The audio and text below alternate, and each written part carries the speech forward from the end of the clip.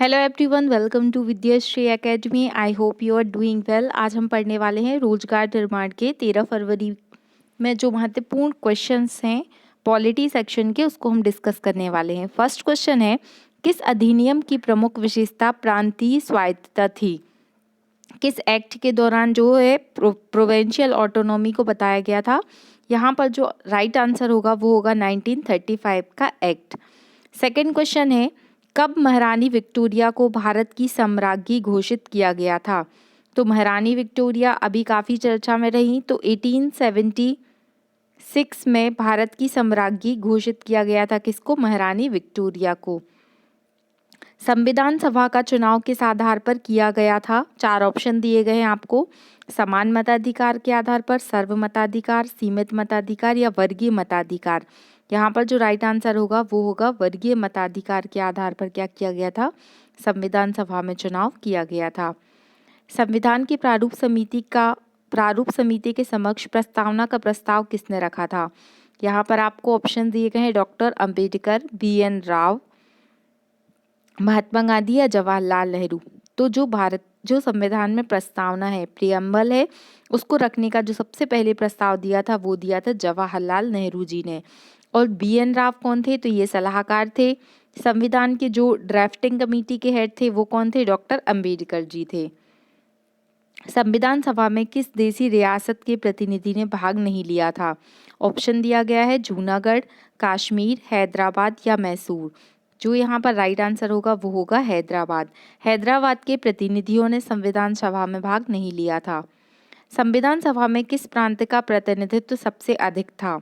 4 option दिए गए हैं यहाँ पर, बंगाल, चेन्नई, मुंबई या संयुक्त प्रांत। तो क्वेश्चन ये पूछा गया कि सबसे अधिक प्रतिनिधित्व किसका था? तो आंसर होगा संयुक्त प्रांत का। संविधान सभा को अपनाया गया भारतीय संविधान को अपनाया गया संविधान सभा के द्वारा, गवर्नर जनरल द्वारा, ब्रिटिश संसद द्वारा या भारतीय संसद द्वारा। ये आंसर तो बहुत इजी है, आपसे बन गया होगा। आंसर होगा संविधान सभा के द्वारा संविधान को अपनाया गया था। आपको कमेंट बॉक्स में लिखकर बताना है कि संविधान सभा की जो फर्स्ट मीटिंग है वो कब हुई थी और इसके उस टाइम पर हेड कौन थे। संविधान सभा में सभी निर्णय किस आधार पर लिए जाते थे? तो आपने यदि इसका वीडियो देखा होगा, जब संविधान सभा की मीटिंग होती थी तो जो सभी निर्णय होते थे वो किस तरीके से होते थे? सर्वसम्मति, मतलब सहमति और समायोजन के आधार पर होते थे। जो डी आंसर है वो राइट होगा।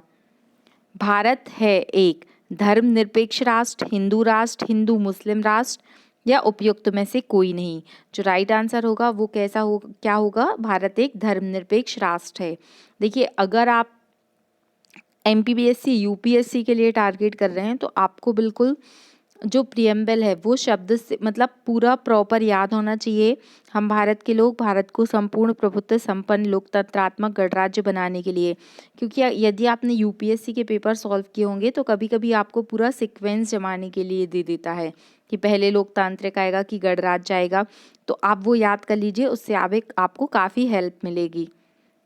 संविधान के अंतर्गत भारतीय लोकतंत्र के आदर्शों को हम कहाँ देख सकते हैं? तो भाग 1 में, प्रस्तावना में, भाग 3 में या भाग 4 में?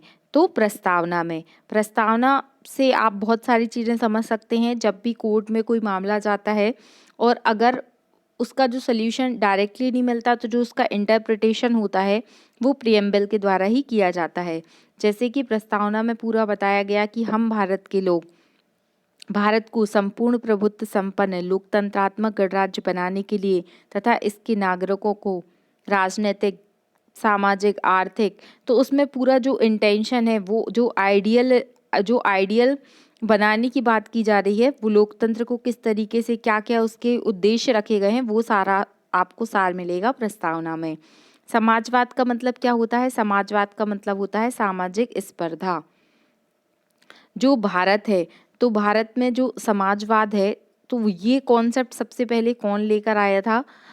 भारत में नहीं, अगर आप पूरे वर्ल्ड में बता सकते हैं कि समाजवाद का कॉन्सेप्ट किसने दिया था तो आप कमेंट बॉक्स में लिखकर बताइएगा। भारत का संविधान कैसा है? तो नग्न है, अलिखित है, लिखित है या इनमें से कोई नहीं। तो जो राइट आंसर होगा, भारत का संविधान कैसा है? हम सभी तो पूरा आर्टिकल पढ़ते हैं क्योंकि वो लिखे गए हैं। तो भारत का संविधान कैसा है? लिखित संविधान है। क्षेत्रीय परिषदों का सृजन हुआ है।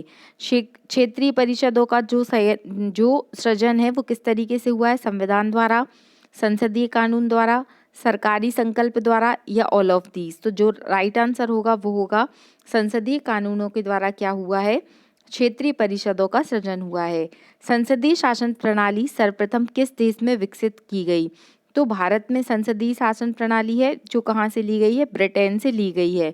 अब संसद, कभी भी अगर आपसे कोई पूछता है कि संसद किस किस से मिलकर बनता है तो जनरली लोग लोकसभा और राज्यसभा आंसर कर देते हैं, लेकिन ऐसा नहीं है। आपको यहाँ पर राष्ट्रपति को भी मेंशन करना पड़ेगा क्योंकि राष्ट्रपति, लोकसभा और राज्यसभा को मिलाकर ही संसद का निर्माण होता है। कमेंट बॉक्स में लिखकर बताइएगा कि जो संसद का फॉर्मेशन है उसका आर्टिकल जो है वो क्या है। नेक्स्ट क्वेश्चन है, भारतीय संविधान का अभिभावक कौन कहलाता है? तो जो गार्जियन है उसे भारतीय संविधान का जो गार्जियन है किसे कह सकते हैं? तो जो राइट आंसर होगा वो होगा सुप्रीम कोर्ट, क्योंकि सुप्रीम कोर्ट के ही द्वारा सारा कॉन्स्टिट्यूशन को इंटरप्रेट किया जाता है। भारत में वैध संप्रभुता किस में निहित है? जो वैध संप्रभुता है वो किस में निहित है? तो वो भारत के संविधान में निहित है। भारतीय संविधान के संदर्भ में कहा जाता है कि वह मौलिक अधिकार है, वकीलों का स्वर्ग है, विकासशील संविधान है या तानाशाही संविधान है। तो वकीलों का स्वर्ग किसे कहा है? क्या आप बता सकते हैं? अगर आपको पता है तो कमेंट बॉक्स में लिखकर बताइएगा। इस तरीके से संविधान को लेकर जो स्टेटमेंट है, जैसे आर्टिकल नंबर 32 जो है उसे क्या कहा गया है? संविधान की आत्मा कहा गया है। जो रिट है उसमें डॉक्टर अंबेडकर जी ने संविधान की आत्मा कहा गया है। जैसे जो प्रस्तावना है उसे संविधान की कुंजी कहा गया है। इस तरीके से अलग अलग स्टेटमेंट दिए गए हैं, वो भी आप याद कर लीजिएगा। निम्नलिखित में से कौन सा भारतीय राज्य व्यवस्था में सर्वोच्च है? तो यहाँ पर जो राइट आंसर होगा वो होगा संविधान। संविधान को प्राथमिकता दी गई है। भारतीय संविधान में 7वीं अनुसूची की अवधारणा कहाँ से ली गई है? तो 4 ऑप्शन दिए गए हैं, कनाडा, यूएसए, ब्रिटेन और ऑस्ट्रेलिया। जो राइट आंसर होगा वो होगा ऑस्ट्रेलिया। कनाडा से तो संघात्मक सिस्टम लिया गया है, यूएसए से फंडामेंटल राइट का कॉन्सेप्ट लिया गया है और ब्रिटेन से संसदीय प्रणाली ली गई है। विधि के समक्ष समता शब्द लिया गया है। तो विधि के समक्ष जो समता शब्द है ये कहाँ से लिया गया है? ये इंग्लैंड के संविधान से लिया गया है। आयरलैंड के संविधान से हमने क्या लिया है? तो डीपीएसपी का जो कॉन्सेप्ट है वो आयरलैंड के संविधान से लिया गया है। भारतीय संविधान को कितने भागों में विभाजित किया गया है? तो भारतीय संविधान में कितने भाग हैं? तो भारतीय संविधान में 22 भाग हैं। संविधान के किस भाग में संविधान संशोधन का उल्लेख है?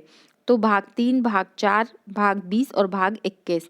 तो भाग 20 में जो है वो संविधान संशोधन की प्रक्रिया का उल्लेख किया गया है। संविधान संशोधन का जो कॉन्सेप्ट है इसे किस देश से अपनाया गया है? तो इसे अफ्रीका से अपनाया गया है। संविधान की द्वितीय अनुसूची का संबंध किससे है? तो यहाँ पर 4 ऑप्शन दिए गए हैं। जो द्वितीय अनुसूची है उसका संबंध है पदाधिकारियों के वेतन से। तो सबसे पहले जो क्या होगा कि भारत राज्यों का संघ है। दूसरे में क्या बताया गया है कि पदाधिकारियों के वेतन। उसके बाद शपथ, राज्यसभा, इस तरीके से पूरी 12 अनुसूचियों में वर्णन किया गया है। संपत्ति के अधिकार को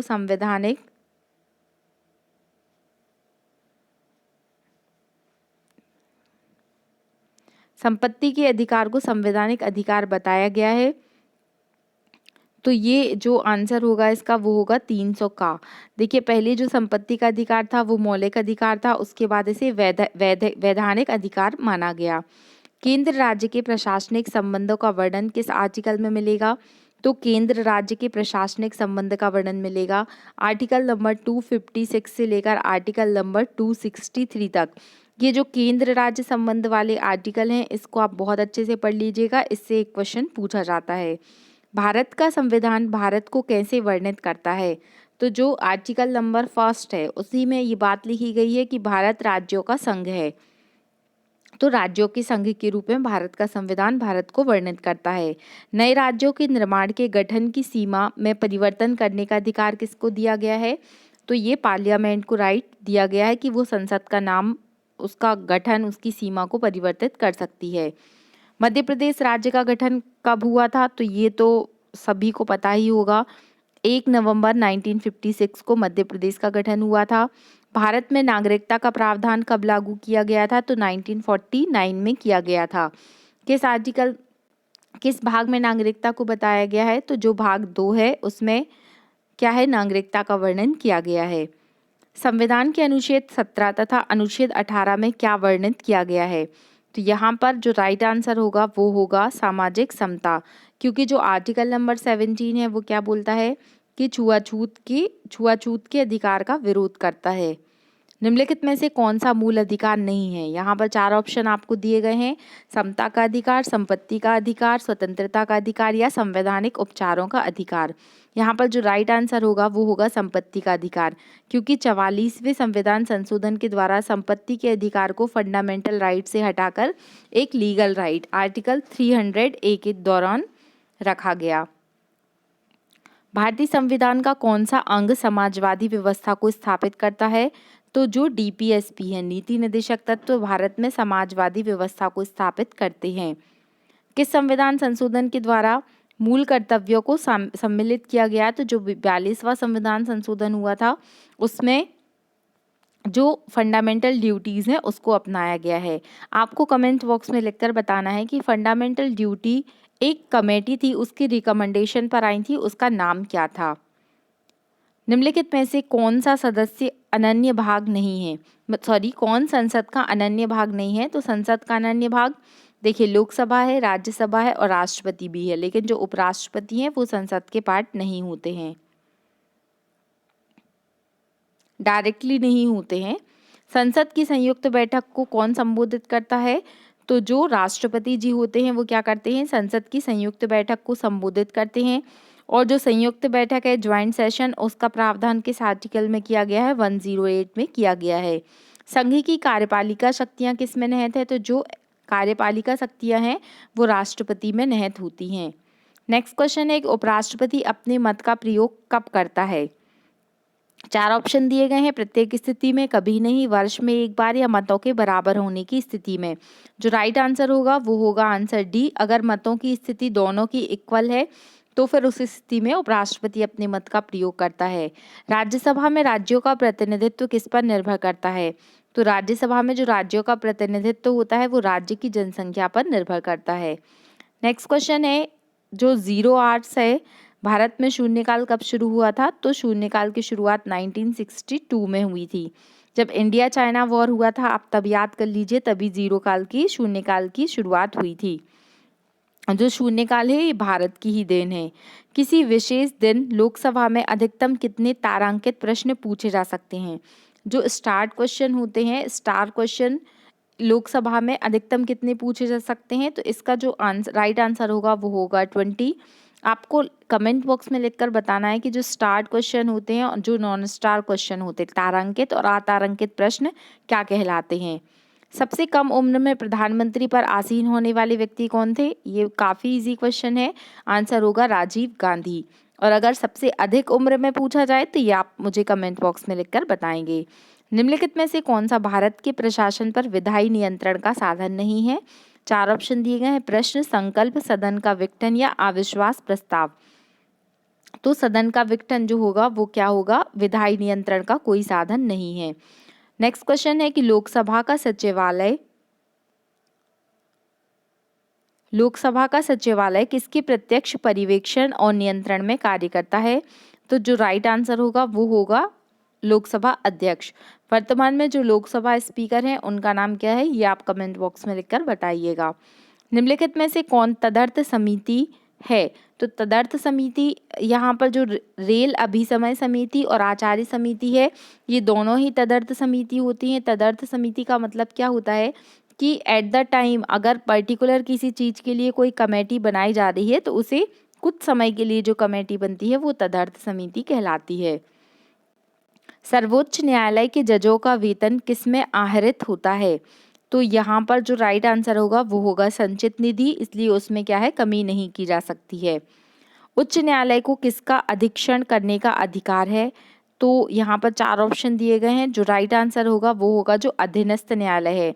मतलब जैसे सुप्रीम कोर्ट जो है तो इसके अंतर्गत जो हाई कोर्ट और भी जो कोर्ट आते हैं उसको क्या कर सकता है, अधीनस्थ कर सकता है सुप्रीम कोर्ट।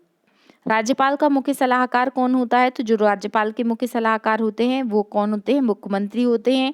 मुख्यमंत्री ही सारी जानकारी किसको है, गवर्नर को प्रोवाइड कराते हैं। मध्य प्रदेश के प्रथम मुख्यमंत्री कौन थे? इजी क्वेश्चन है, पूछा जा चुका है कई बार। तो जो रविशंकर शुक्ल जी थे वो मध्य प्रदेश के प्रथम सीएम थे। परिसीमन आयोग के हेड कौन होते हैं? तो जो मुख्य चुनाव आयुक्त होते हैं वो कौन होते हैं? परिसीमन आयोग के हेड होते हैं।